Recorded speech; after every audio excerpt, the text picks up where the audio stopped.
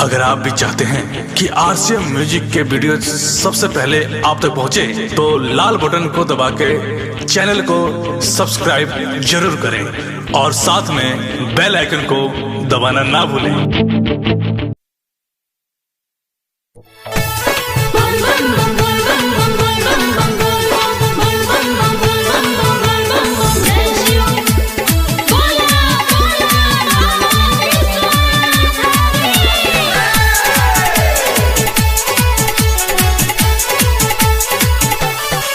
हमारे दिल सुनिए बाबा, हौ लइकिया बजा के अटकल बा।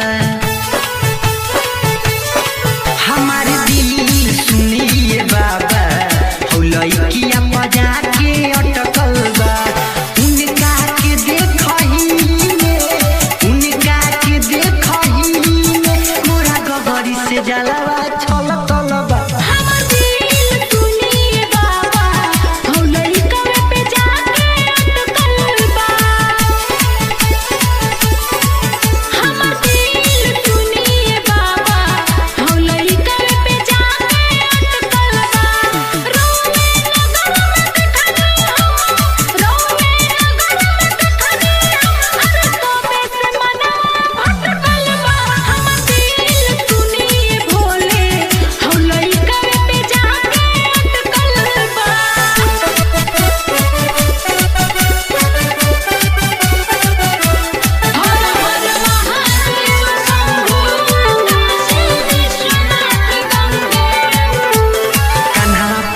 के कांवरिया हो चलते रहली डगरिया, अचके में भोले दानी पड़ गई हमर नजरिया।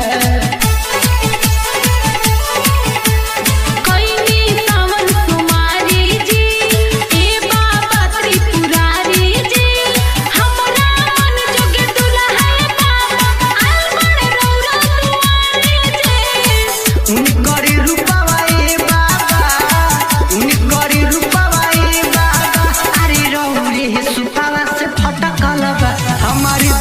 सुनिए भोले, हौ लइकिया बजा के अटकल बा। हमार दिल सुनिए बाबा, हौ लइका पे जाके अटकल बा।